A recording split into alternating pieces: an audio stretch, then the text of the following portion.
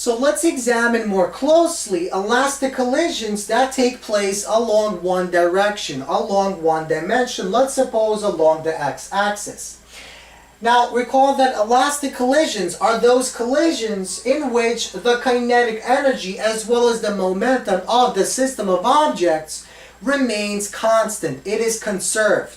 So let's suppose I have two objects, objects A and objects B, that are traveling along the x-axis. Now the mass of object A is ma and the mass of object B is mb. Now suppose before our collision takes place, object A is traveling with velocity va and object B is traveling with velocity vb.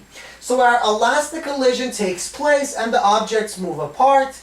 Now the velocity of objects A and objects B after our collision takes place is given by VA prime and VB prime. So because our collision is elastic, we have the conservation of kinetic energy. So we have the following equation 1, and we have the conservation of momentum. So we have the following equation 2. So equation 1 states that the sum of the kinetic energies of the two objects before the collision takes place is equal to the sum of the kinetic energies of the two objects after our collision takes place. And likewise, the sum of our moment of our two objects before the collision is equal to the sum of the moment of the two objects after our collision takes place. So, we have a system of two equations. That means we can solve for two unknown variables. So let's suppose we know what the mass of object A and object B is, and we also know the velocities of the two objects before our collisions. So we want to solve for the velocities after our collision. We want to solve for VA prime and VB prime.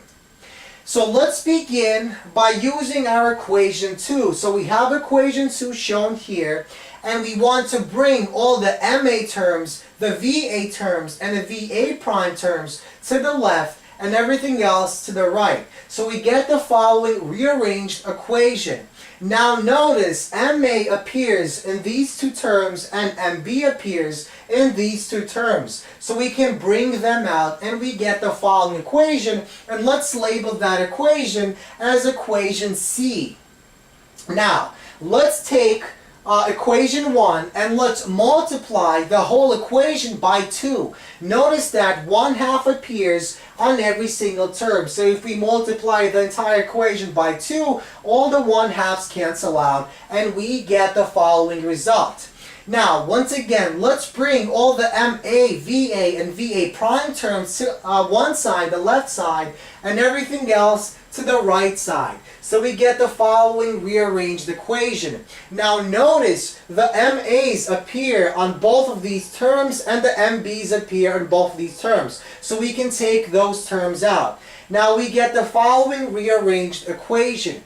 And notice we can represent these two terms in the following two ways, because if we multiply these guys out, we get back these two terms. So these two equations are equivalent, and let's call this equation equation D. Now, if we take equation D and divide it by equation C, we get the following result. So we take this divided by this, and we take this side, the right side, divided by the right side of C.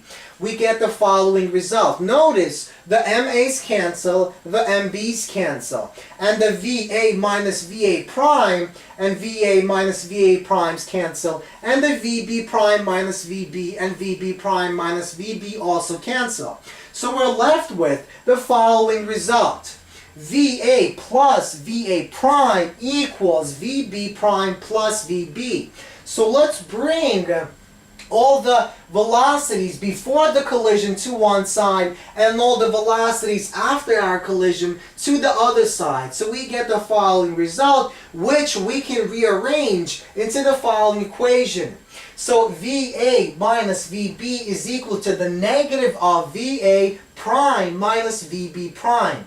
So what this equation tells us is the following. It tells us that the relative speed of the two objects before the collision takes place is always equal to the negative of the relative speed of the two objects after our collision takes place.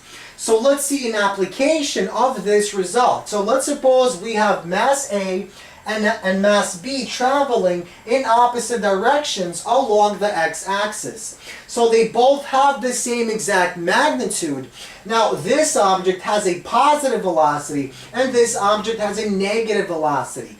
So if we want to calculate the relative speed of our two objects before collision, we have 10 meters per second minus negative 10 meters per second. The negatives become positive and we have 20 meters per second. So the relative speed of our objects before collision is 20 meters per second. Now that means that according to this equation, the relative speed of the objects after the collision is the negative of their difference. That's exactly what this equation tells us. So, let's suppose our collision takes place, the objects move apart, object A is now traveling in the opposite direction with 10 meters per second, and object B is traveling in the positive direction, so 10 meters per second.